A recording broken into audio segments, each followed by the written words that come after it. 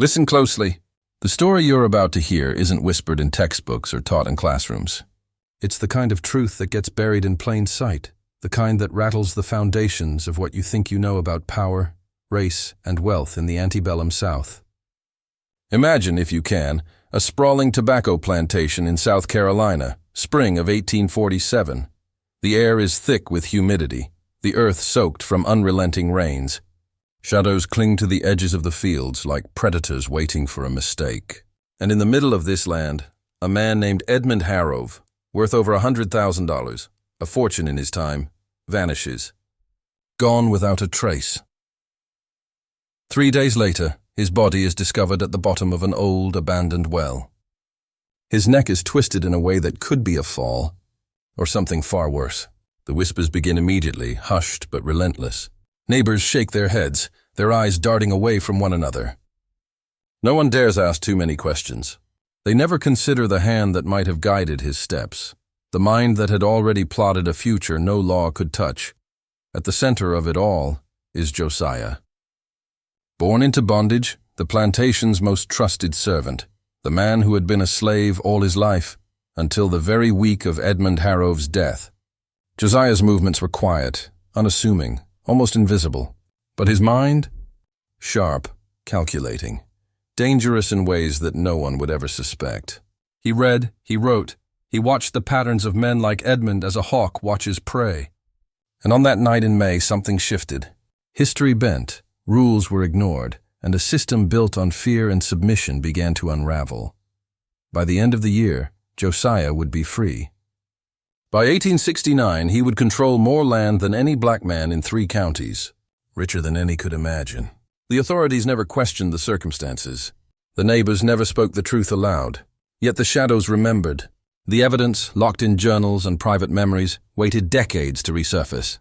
And when it did, it revealed more than a rise from bondage. It revealed mastery over human nature, over law, over the fragile arrogance of white supremacy itself.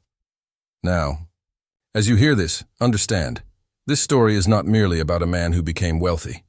It is a story of calculated manipulation, patience, and psychological precision so lethal that Edmund Harrove walked to his own death believing it was his choice. And you, listening now, are standing at the threshold. One step further and the rabbit hole swallows you. Are you ready to see the mechanics of power that the world never wanted you to know? To understand what happened on that spring night, you must first understand Josiah, the man hidden in plain sight. He was born into chains, purchased as a child by Edmund Harrove's father, and raised on the plantation's rolling fields, the stench of tobacco and sweat mingling with the unspoken rules of slavery. But even in bondage, Josiah learned to observe. Every gesture, every glance, every unguarded word became data. He was studying the world in secret, as a general studies the battlefield before striking. Reading and writing were forbidden, punishable by brutal violence, yet he mastered them anyway. Each stolen lesson, each whispered conversation with another enslaved soul, became a weapon he kept hidden beneath the mask of obedience. He moved differently than the others, silent but present. Where others broke under the weight of their chains, he absorbed it, transformed it. He understood fear, his own, his master's, the fear of a woman trapped in a loveless marriage, the fear of neighbors and overseers. And he learned to manipulate it, subtly, without a single word out of place. He could suggest an idea and have it appear as someone else's. He could plant a thought in a man's mind, guide him like a marionette, and never be suspected. To the world, he was just a servant. But the truth is darker. He was a strategist, a shadow architect of outcomes, a master of human psychology long before the term existed. By 1847, Edmund Harrove trusted him completely. Josiah handled ledgers, correspondence, even confidential business dealings. Yet his mind was elsewhere, always calculating, always anticipating. He had begun seeing the cracks in the master's mind, paranoia over money, suspicion of allies, the isolation of a man who believed himself untouchable. And into those cracks Josiah began to plant seeds. Hints here, suggestions there, always subtle, always respectful. Every nudge was intentional, designed to direct events without leaving evidence. And there was Catherine, the young widow. Quiet, observant, her dark eyes absorbing everything. She was trapped, frightened, yet sharp in her own way. She understood the stakes. Josiah recognized a mind like his own. They began to communicate not with words, but with careful observation, with shared glances and understood intentions. A conspiracy formed, not in the open, but in the invisible space between what was said and what was left unsaid. By the time Edmund's fate was sealed, it wasn't brute force that ended him. It was precision. It was the deliberate shaping of perception, the careful orchestration of events, so that a man could walk willingly into his own demise. And in that orchestration lies the lesson for those who would see the world clearly. The greatest power is invisible, silent and patient. The night of May 3rd, 1847, began like any other on the Harrow plantation, but the air itself carried a subtle shift, a prelude to what was to come. The sky pressed low, clouds heavy with rain, and the darkness thick enough to swallow a man whole. Edmund Harrow, unaware of the trap being laid, retired to his study to meet with Josiah. The door closed behind them, and for nearly an hour, the two men spoke in measured tones. What passed between them was never recorded, yet every word, every suggestion, every pause was calculated. Josiah's demeanor was flawless, obedient, respectful, unremarkable. But his mind, always moving, mapped out every outcome, anticipated every reaction, and guided Edmund toward a path of his own destruction. By now, Edmund's paranoia had reached its peak. He trusted no one but Josiah, yet he confided everything to him, the minor thefts he suspected from his overseer, the growing fear that his wife might defy him, the fragile control he clung to over a fortune built on soil, labor, and secrecy. Josiah planted ideas carefully, almost imperceptibly. Check the eastern fields at dawn. Make sure nothing has been tampered with. Keep the overseer away. Every suggestion seemed like Edmund's own, a logical extension of his obsessions. And that is the brilliance of it. When a man believes he is in command, he is most vulnerable. Outside, the plantation was still, almost eerily quiet.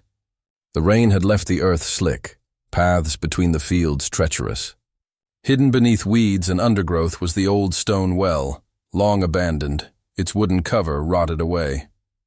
Only a few steps separated it from the main path, but those steps would become the fulcrum of fate. Months earlier, Josiah had prepared it meticulously, clearing brush, ensuring the overgrowth appeared natural, so that anyone walking in the dim light would never suspect the danger ahead. Nature itself became a collaborator, hiding the trap in plain sight. Edmund left the house before sunrise the next morning, unaware that every move had been orchestrated. His steps were guided by subtle manipulations, the careful psychological nudges Josiah had placed in his mind. By the time he reached the old well, it was too late. One misstep, one moment of misplaced certainty, and gravity took over. The fall was silent, brutal, irreversible. The man who had ruled over hundreds, who had manipulated the lives of those around him, had walked to his own death as though it were his choice. When Josiah emerged from the house later that morning, calm as ever, the body was discovered. Neighbors murmured, authorities speculated, but no one suspected the invisible hand that had guided history. And that is the lesson hidden in this darkness. The most profound acts of power are the ones no one ever sees. After Edmund's death, the plantation did not collapse, nor did chaos reign. Instead, a new order emerged, subtle, deliberate, invisible. Catherine Harrow, the young widow, assumed control with a calm precision that unsettled neighbors and baffled authorities. She had been quiet, almost invisible, during her husband's life. But now she was the axis around which the estate rotated. Every decision, every transaction, was executed with careful deliberation. She managed the laborers, supervised the tobacco fields, and negotiated prices with merchants in Charleston with a confidence that defied the assumptions of her gender. Her youth and her position in a society built on strict hierarchies, Josiah, newly freed by Edmund's last will, a will crafted under subtle guidance, did not immediately seize his newfound power. Instead, he moved with patience, cultivating influence and consolidating knowledge. $500 and a small parcel of land were the seed. Intelligence, observation, and calculated timing were the soil. Every interaction with Catherine, Every exchange with neighbors and overseers was a piece of a larger design. Together, they were architects of a silent revolution. The law, rigid and cruel, was a weapon to be understood and manipulated. When Catherine remarried Josiah 6 months later, the act itself was a defiance so audacious that it seemed impossible. Social norms, state laws, and public outrage were powerless against the careful orchestration of a union performed under a loophole, a legal technicality, a private jurisdiction beyond the reach of prying eyes. The marriage was not a display. There were no celebrations, no announcements, no public ceremonies to mark the event. To the outside world, the union was invisible until it was completed. And in that invisibility lay power. By the time the authorities realized what had happened, assets had been strategically transferred, holdings shielded, and influence quietly expanded. Neighbors whispered, authorities debated, but the law could not touch them. Josiah and Catherine were operating on a level the community could neither perceive nor comprehend. Wealth, influence, and freedom were not accidents. They were the result of methodical planning, psychological insight, and an understanding of human behavior few possessed. And yet, even with this success, they remained unobserved, unchallenged, untouchable. Their enemies could see the surface but not the machinery beneath.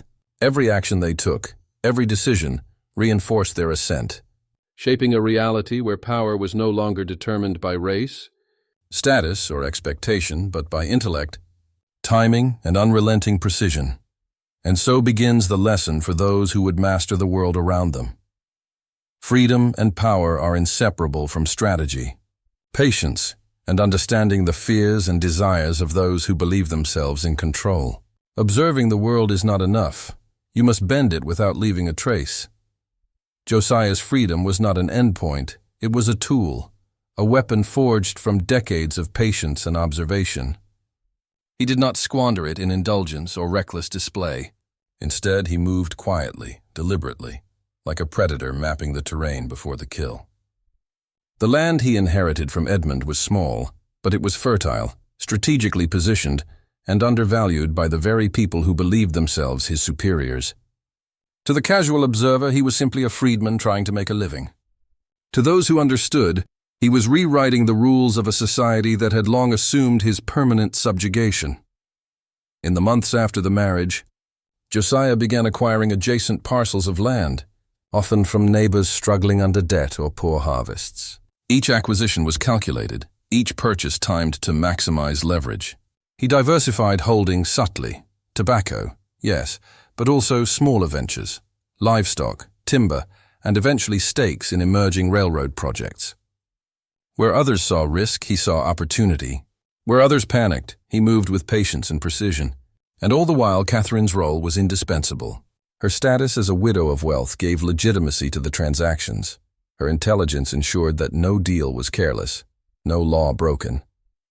Together, they moved like chess masters across a board that the world insisted they could not dominate. What made Josiah's ascent remarkable was not merely the accumulation of wealth, but the psychological mastery that ensured no one interfered. He understood perception as acutely as he understood numbers. Neighbors whispered about the audacity of the marriage, yet fear of consequence combined with confusion kept them silent. Officials debated jurisdiction but lacked the sophistication to challenge trust structures and legal maneuvers designed by Josiah and Catherine. In every transaction, every negotiation, he manipulated expectation, turning social norms and racial prejudice into shields for his enterprise. By 1850, Josiah's holdings exceeded what most could imagine for a freedman. By the eve of the Civil War, he controlled thousands of acres, diversified investments, and a fortune approaching unimaginable sums. Every dollar, every deed, every bond was the result of careful orchestration, of seeing the world as it was and as it could be, then bending it to his will without leaving evidence. This is the lesson hidden in history. Power is not inherited. Power is observed, calculated, and seized by those who understand the subtle levers of human fear, greed, and ignorance. And here, for a moment, I want you to engage with this story.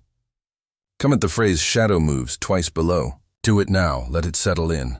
Lock in your awareness, your commitment to seeing the invisible structures around you. This is more than a symbol, it is a mark of transformation. You're beginning to see what most never notice, to understand what most never comprehend. The years of the Civil War should have been the end for men like Josiah. The South was burning, society unraveling, and every institution that had once imposed order was in chaos.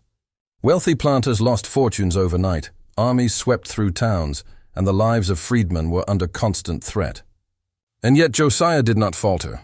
He moved with the precision of a general navigating a battlefield no one else could see. Where others panicked, he calculated.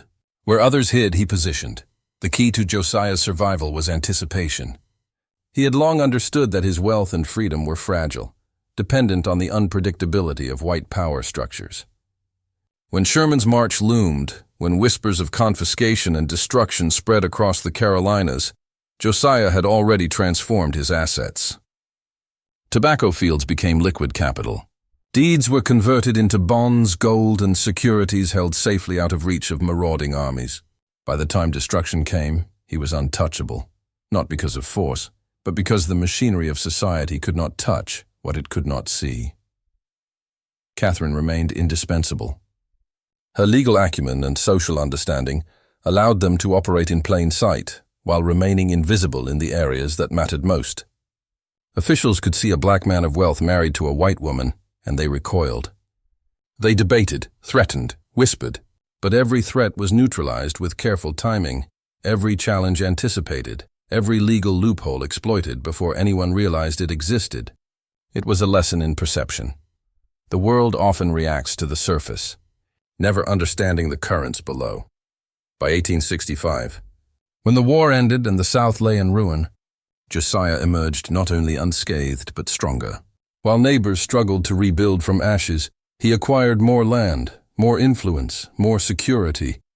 Families who had been devastated by failed crops and wartime destruction sold estates at fractions of their pre-war value. Josiah moved like a shadow, invisible yet decisive, absorbing opportunity that others were too fearful or too blind to seize. Every acquisition was intentional, every transaction precise. The lesson here is not wealth, it is mastery. Josiah survived because he understood that power is not given. It is calculated. Chaos is not danger. It is opportunity for those who perceive, plan, and act, while the masses flail blindly. And in that quiet orchestration lies a truth most men never see. Your environment, your society, your very history can be bent to your will if you move with patience, intelligence, and an understanding of human weakness few dare to explore. When the war ended and the South lay in ruins, most saw only devastation. Planters were bankrupt, crops destroyed, communities fractured, and the old social order crumbling into dust. But Josiah saw something else, opportunity. He moved like a shadow through the chaos, invisible to those blinded by fear, desperation, or prejudice. Every ruined plantation, every estate sold at a fraction of its value, every merchant and official too disoriented to act strategically became a stepping stone in his meticulous rise. Where others saw loss, he saw leverage. Where others hesitated, he acted. Land remained the foundation of power, and Josiah understood this instinctively. He expanded holdings deliberately, acquiring thousands of acres not through force, but through timing and calculation. Sellers, desperate to recoup losses, could not recognize the intelligence guiding the transaction. But Josiah did not stop at land. He diversified: railroad bonds, textile mills, urban real estate in Charleston, creating a portfolio that insulated him from the volatility of the post-war economy. Each asset was a node in a network of control, each investment a calculated step towards security and dominance.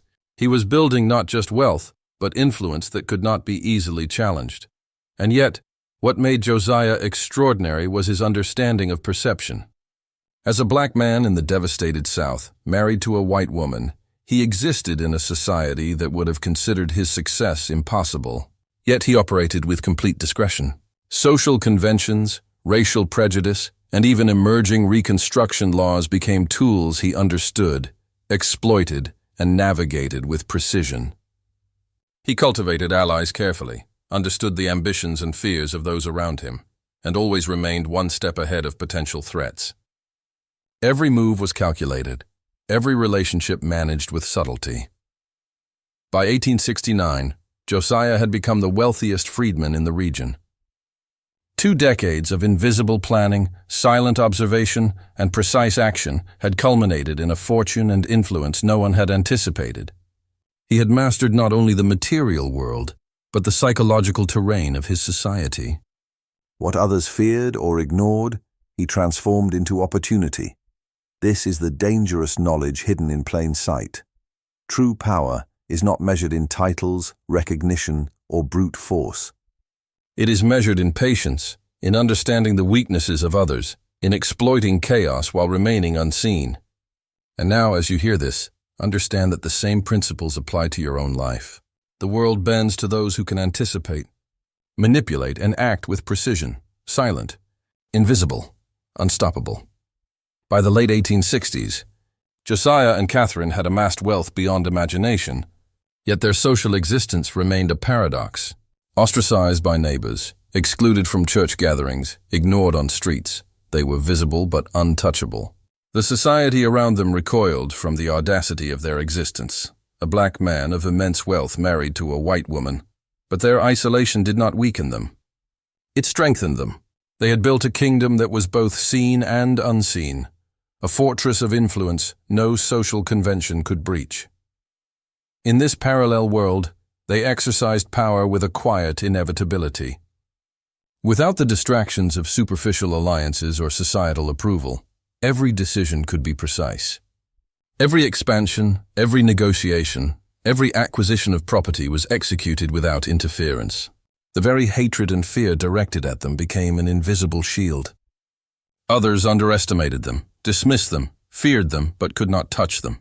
And in this careful isolation, Josiah and Catherine cultivated an environment where they were free to operate on their terms, free from the gaze of judgment and constraint. What made them extraordinary was not merely wealth, but the psychological mastery they exhibited. Josiah understood human behavior in ways few could perceive.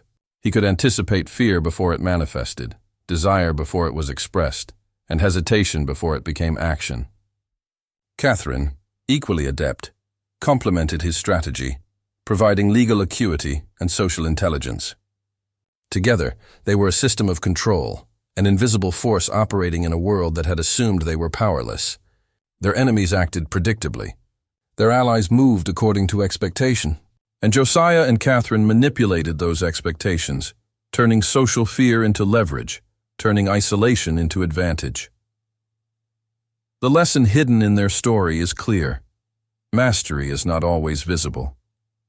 Power is often exercised in shadows, in the spaces where others are too afraid, too constrained, or too blind to act. They built a network of influence that transcended race, law, and social convention, and they did so without confrontation, without spectacle, without leaving a trace that could be challenged. Every acquisition, every relationship, every strategy was deliberate, invisible, and permanent. And now, as you listen, understand this. Your own life is shaped by forces unseen.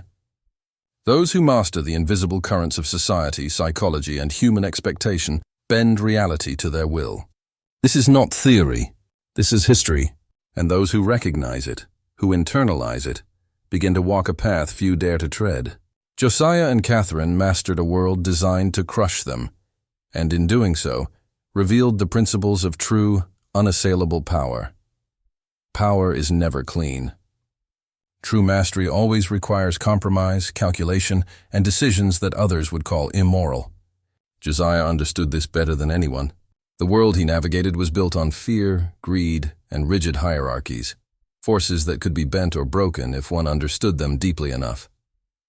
To survive, to thrive, he had to act in ways that the surface world could not perceive.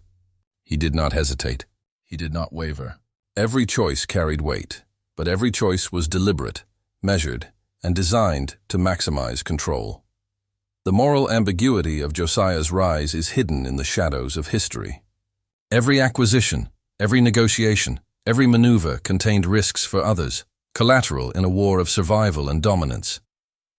Competitors lost land and influence. Debts were called in at exact moments of vulnerability, and opportunities that might have lifted others out of ruin were quietly claimed by him. And yet the brilliance lies not in cruelty, but in subtlety. He never drew attention to these moves. He left no fingerprints. To the world it appeared as luck, as chance, as the unpredictable ebb and flow of fortune. But every outcome had been orchestrated. Catherine, his partner in strategy, shared in these decisions. Her legal expertise ensured that every step was shielded by law, every move insulated from challenge.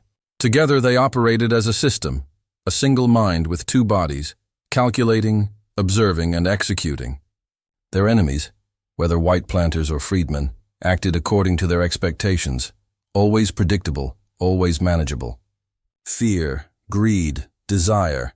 These were the instruments Josiah played with precision, composing a symphony of outcomes no one else could anticipate. And yet, within this ruthless intelligence, there was discipline.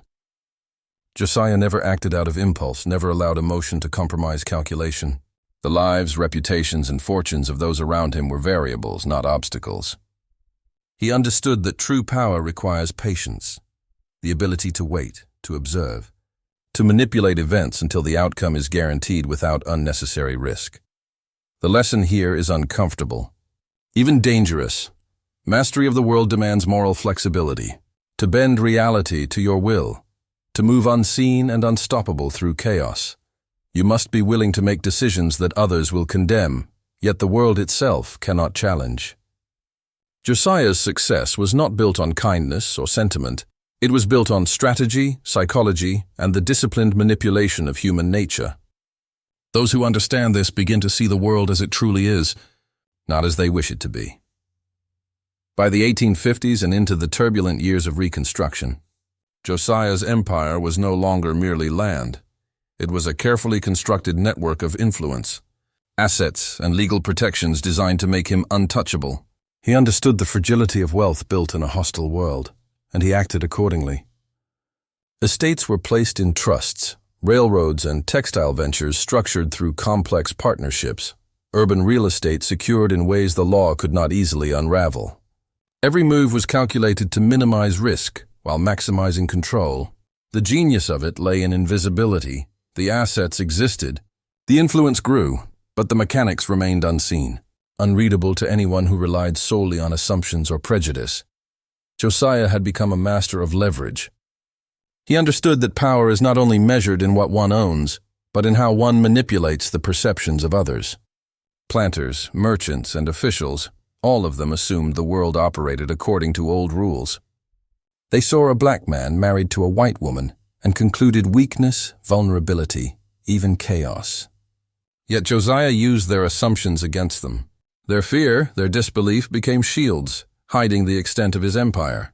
Every transaction, every acquisition, every subtle negotiation played on what others expected to see and believe, and they saw nothing because he allowed them to see only what he wanted. Catherine's role was inseparable from this strategy. She was not a figurehead. Her legal skill and social intelligence enabled them to navigate Reconstruction's shifting landscape. Every threat, economic, legal, or social, was anticipated. Every loophole exploited. Together, they operated as architects of a reality where power was divorced from convention, a system where no challenge could touch them. The brilliance was not in defying laws, but in anticipating the system's weaknesses and exploiting them before others recognized the opportunity. And yet, the most remarkable aspect was psychological. Josiah's success was as much in the minds of others as in the assets he controlled. Fear, envy, and the rigid expectations of a collapsing society ensured compliance, submission, and invisibility. He understood human nature in a way that allowed him to operate above confrontation, to act without opposition, and to grow wealth quietly, imperceptibly, yet inexorably. This is a principle few grasp. True mastery is invisible. True power is exercised in ways that the world cannot recognize until it is too late. To manipulate perception, control expectation, and expand influence silently is the highest form of dominance. Josiah and Catherine had done exactly that. The South, after the Civil War, was a land of chaos, fear, and shifting power. Freedmen were suddenly enfranchised. White supremacist groups roamed with impunity, and political allegiances shifted like sand beneath one's feet. For most, this environment was deadly, a crucible designed to destroy wealth, influence, and life itself. For Josiah, it was a proving ground. Where others saw risk, he saw leverage. Where others panicked, he calculated. And where others were vulnerable, he positioned himself strategically, exploiting every fear, expectation, and weakness around him. Josiah understood that wealth alone was not enough. Land and assets could be seized. Bonds could be stolen. Laws could be rewritten. True security came from perception and control, the psychology of those who might threaten him. White neighbors, planters, and even emerging political figures believed that a black man of influence married to a white woman must be weak, that fear or intimidation could bend him. But Josiah had long studied human behavior, had long mastered patience and strategy. He anticipated their moves, turned their assumptions against them, and operated in ways no one could predict. Threats became distractions. Violence became a signal to act elsewhere. Every crisis was folded into his plan, converted into advantage, invisibly, without leaving a trace. Catherine, as always, was a crucial partner. Her understanding of law, of property rights, of loopholes in a system designed to exclude them, allowed them to fortify every holding. Together, they transformed potential danger into opportunity. Estates that might have been confiscated were secured through trusts. Investments in emerging railroads and textile ventures created financial insulation. Urban real estate in Charleston was protected behind complex legal structures that ensured control, even under scrutiny.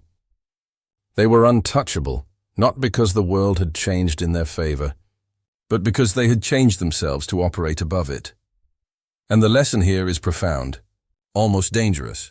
True power is not about fighting threats directly. It is about anticipation, adaptation, and turning the aggression of others into advantage. Josiah and Catherine survived what would have destroyed most men because they saw the currents beneath the surface, the fears, the greed, the envy, and acted before the surface even shifted. They moved invisibly, decisively, ruthlessly. In doing so, they rewrote the rules of what was possible in a society structured to destroy them. Understand this, and you begin to see the principle behind history's invisible victors. Control perception. Anticipate action, and transform danger into power. This is how empires rise silently, unnoticed until they are absolute. Wealth is tangible, but power is psychological. Josiah understood this better than anyone.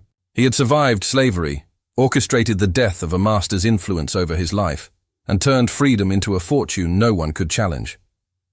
By the post-war era, his dominance was no longer just material, it was mental. Every person around him, whether ally or potential adversary, was a variable in a larger system he controlled.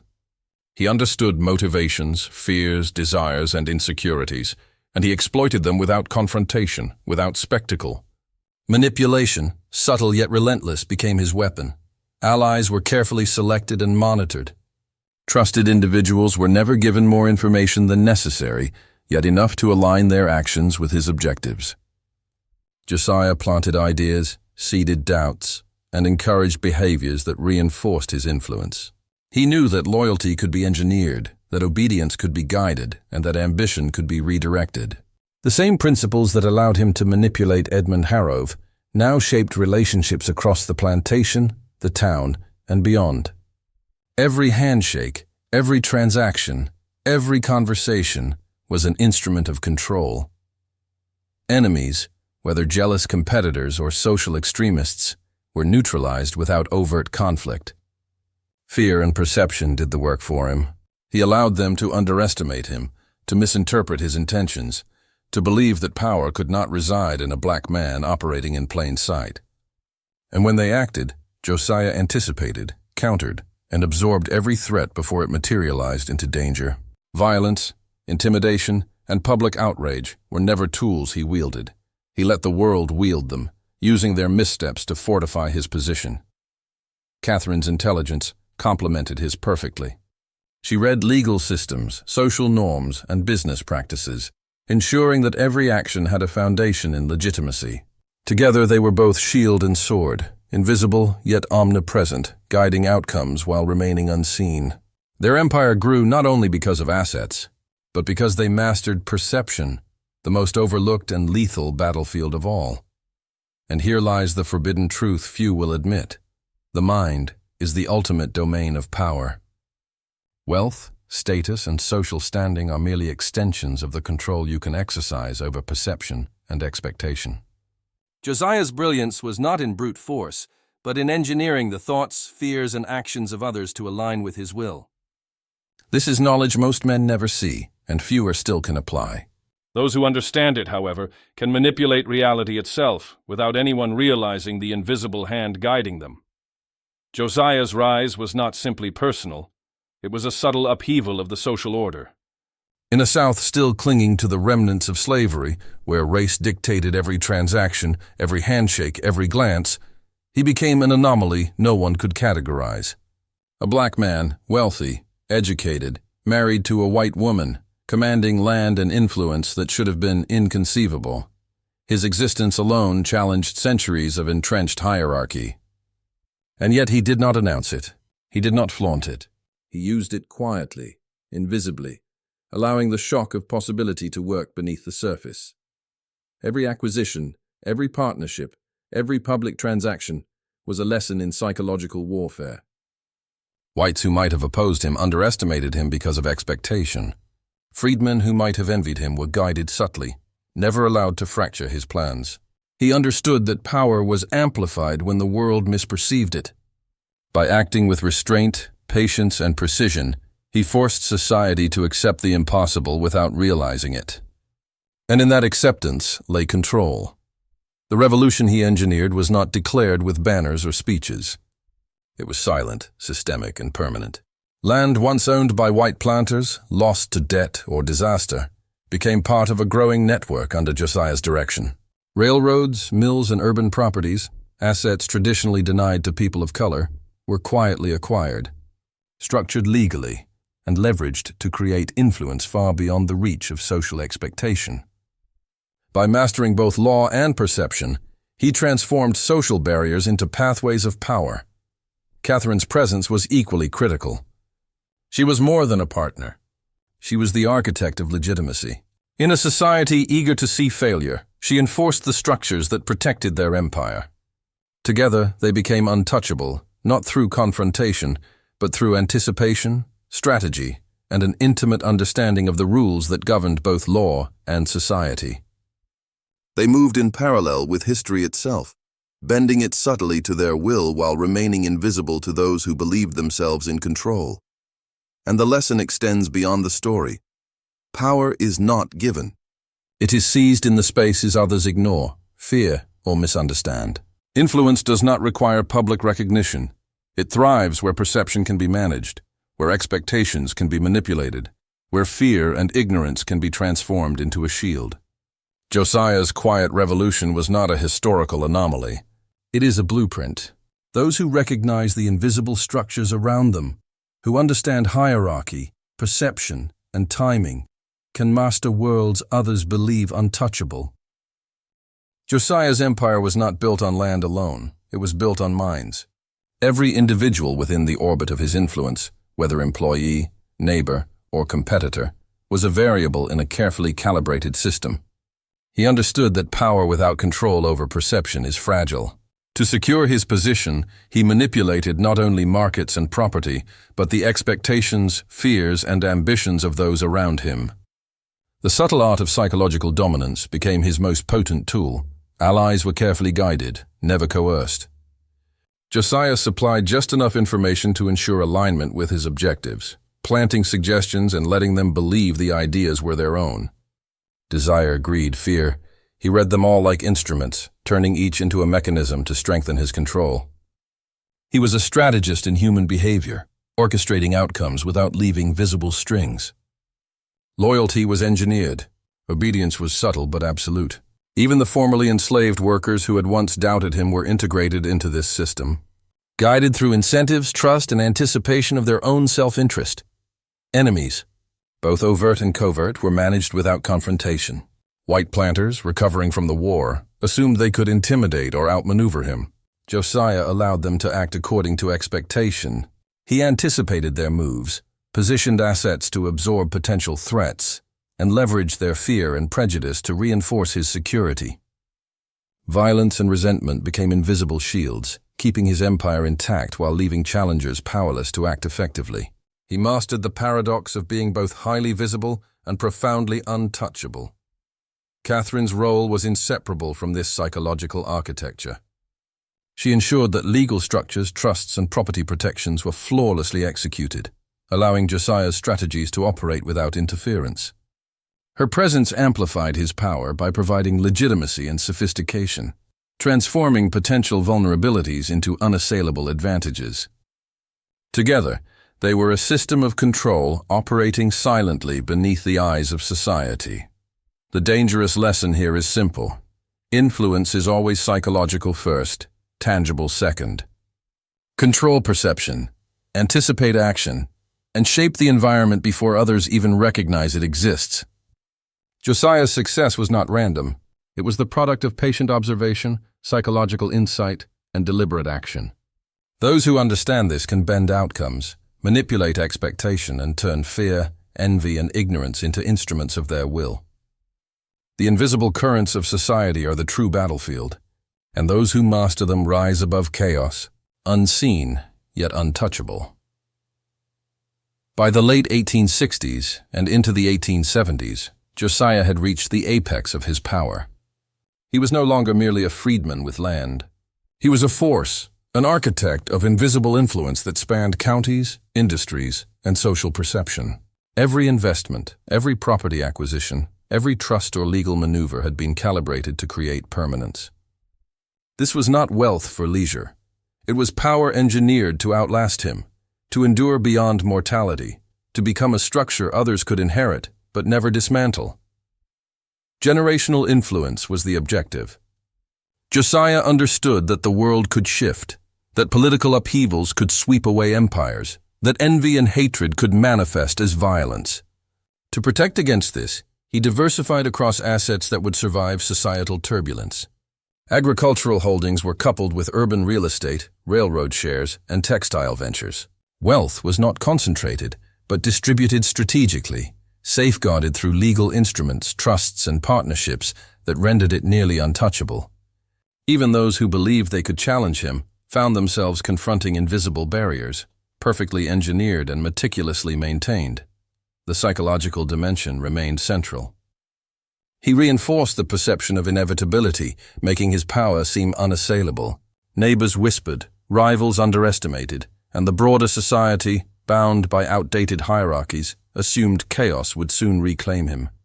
Yet Josiah's influence only grew, silently, steadily, as if the currents of history themselves had shifted to follow his design.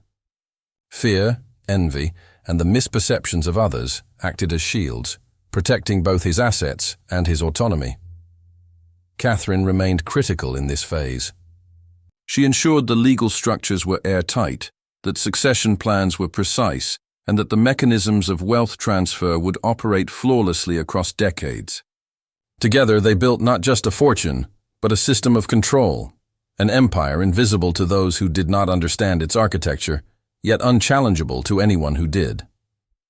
Theirs was a dominion of foresight, patience, and psychological mastery, where every factor, every potential disruption, had been anticipated and neutralized. The lesson here is stark and unsettling. True power is designed to endure.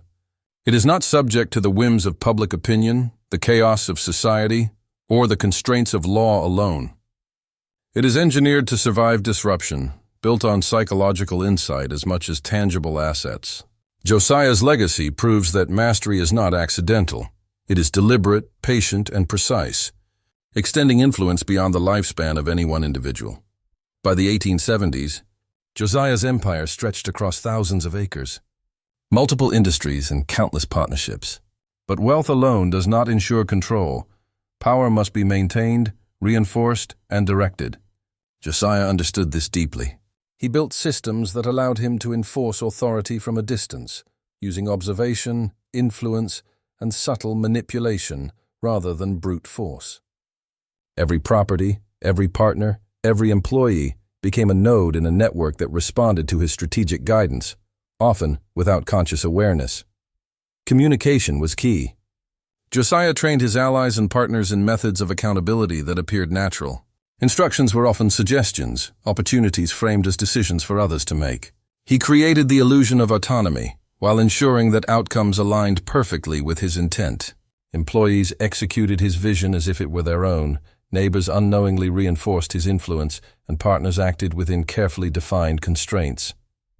No confrontation, no spectacle, just the quiet, invisible machinery of control. Catherine played an equally vital role. Her legal acumen ensured that contracts, deeds, and agreements were structured to limit deviation.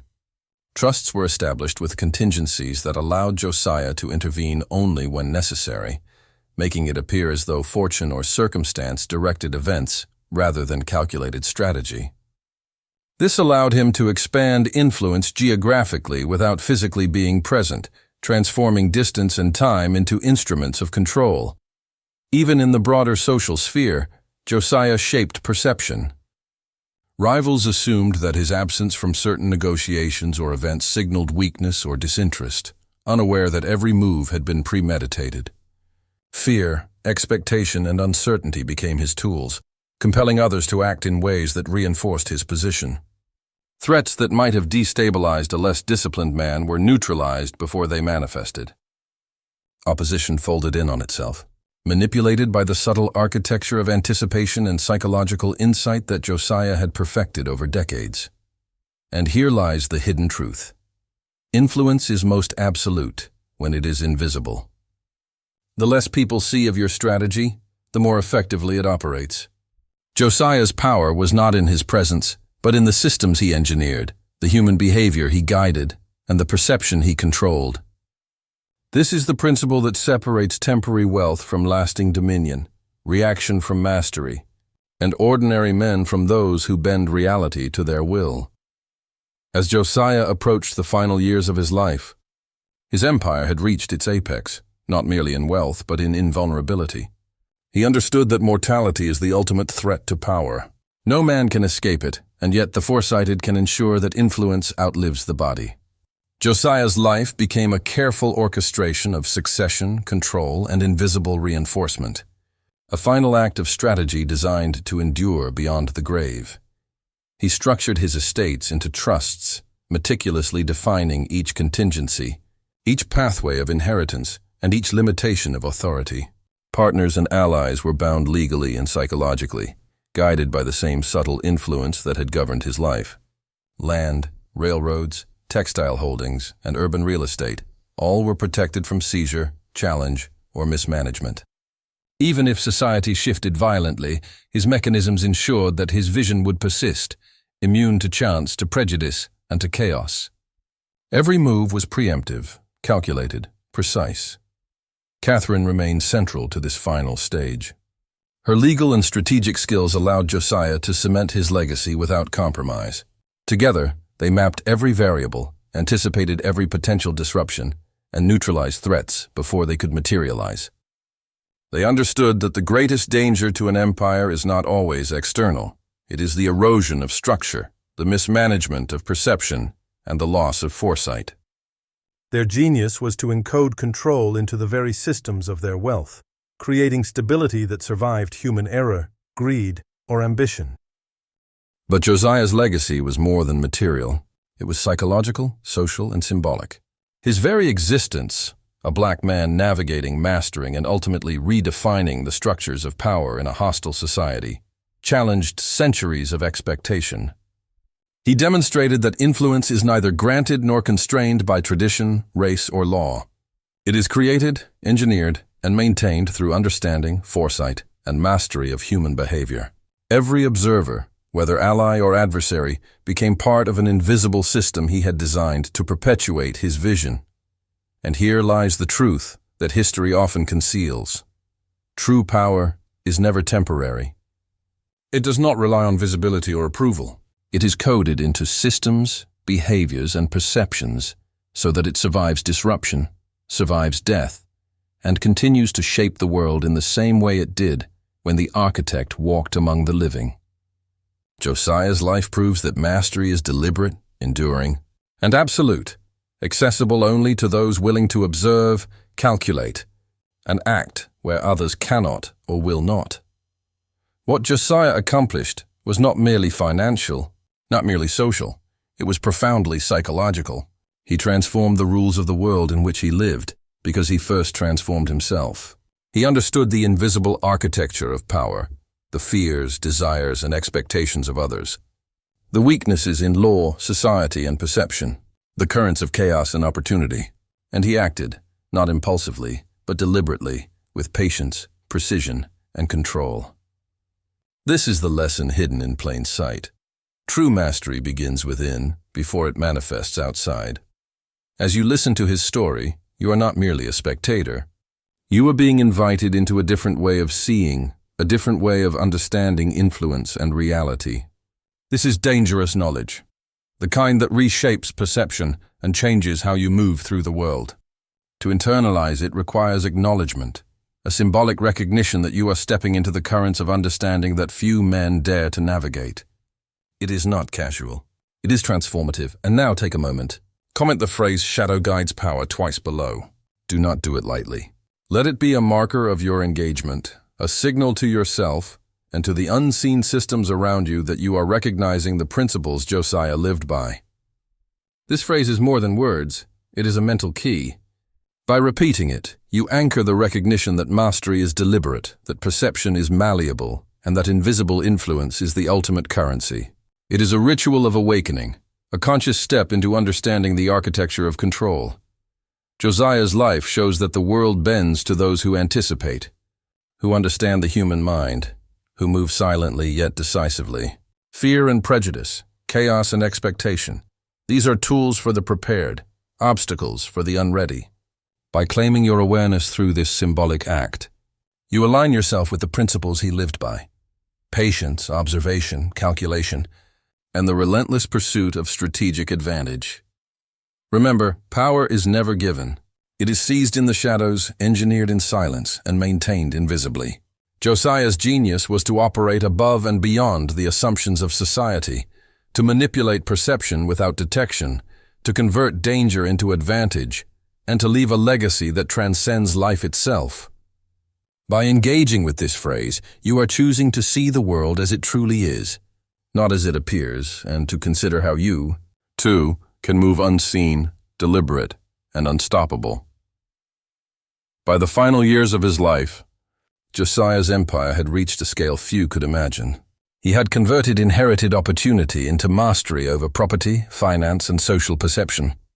But more than that, he had transformed influence into a system, an architecture that extended far beyond his personal presence. Land, railroads, mills, and urban holdings were secured, diversified, and interconnected. Every asset had a contingency plan. Every partnership was structured to perpetuate loyalty, obedience, or compliance. Nothing was accidental. Everything was anticipated. Yet the true brilliance lay not in what he owned, but in how he commanded society itself. Rivals moved according to expectation. Allies aligned without direct instruction, and the world at large misperceived his strength. Fear, envy, and assumption became shields protecting his empire. Those who sought to challenge him were unknowingly working within the framework he had constructed. He had become a master of the invisible, a man whose influence extended in ways impossible to quantify, but whose effects were unmistakable. Catherine's role remained indispensable. She was the architect of legitimacy, translating strategy into enforceable law, ensuring that succession, trusts, and property transfers would function seamlessly across decades. Together, they created a system that could survive chaos, social upheaval, and even death itself. Theirs was not a fortune. It was a framework, a map for mastery that could persist long after they were gone. And here lies the ultimate lesson for those who seek power. Domination is not merely external. It is psychological, systemic, and structural. To shape the world, you must first understand the patterns beneath its surface, the desires, fears, and assumptions of those who inhabit it. You must engineer systems that operate without constant oversight, anticipate resistance, and convert every potential threat into opportunity. Josiah's genius was to align every variable to his will, ensuring outcomes that appeared natural, inevitable, and invisible. This is knowledge rarely revealed. Most men navigate society blindly, reacting to chaos instead of anticipating it. Those who understand the architecture of influence, the manipulation of perception, and the deliberate structuring of opportunity hold dominion over worlds others perceive as uncontrollable. Josiah's life proves that true power is enduring, precise, and invisible, and that mastery is achieved not by chance, but by relentless, calculated action. Josiah's life was not merely a story of wealth or survival. It was a blueprint for mastery, a map of influence hidden in plain sight. Every decision, every movement, every subtle manipulation was a demonstration of principles that most men will never even recognize. He lived in a world structured to limit him, to define him, to contain him, and yet he transcended it. He did not rebel loudly. He did not flaunt defiance. He engineered reality itself, bending law, perception, and circumstance to his will. This is the forbidden knowledge few ever glimpse. Power is not given. It is seized, engineered, and perpetuated silently, invisibly, and decisively. As you reflect on Josiah, consider the forces he mastered: fear, expectation, prejudice, chaos, and law. He anticipated every threat before it arose, manipulated perception to create safety where none existed, and transformed every obstacle into leverage. Every asset, every partnership, every ally or adversary was part of a system he understood and controlled. He operated above the surface currents of society, navigating its patterns with precision, patience, and ruthless intelligence. He created permanence where the world expected fragility. He created dominion where others saw impossibility. And now, the most dangerous truth: this knowledge is transferable. The principles Josiah embodied, the mastery of perception, the anticipation of action, the creation of invisible systems, the patient orchestration of outcomes, are not bound by time or circumstance. They exist as patterns, waiting for those who are willing to observe, calculate, and act with intention. To internalize them is to step into a different plane of understanding, where influence becomes a tool, strategy becomes a weapon, and mastery becomes inevitable. The world rarely rewards patience, subtlety, or foresight, yet these are the forces that shape empires unseen. Those who understand this see beyond wealth, beyond position, beyond social expectation. They recognize that the currents beneath the surface, the psychology of others, the structure of systems, the rhythm of chaos, are the true arenas of power. Josiah's life is the proof, and his legacy is the invitation. Observe, anticipate, manipulate, and endure. Remember this: influence is invisible, power is psychological, and mastery is deliberate. To see the world as Josiah did is to awaken, to step into a domain where few dare to tread. The shadows are not to be feared. They are to be understood, navigated, and harnessed. Step into them, and the architecture of the world itself bends to your will. Your transformation begins now.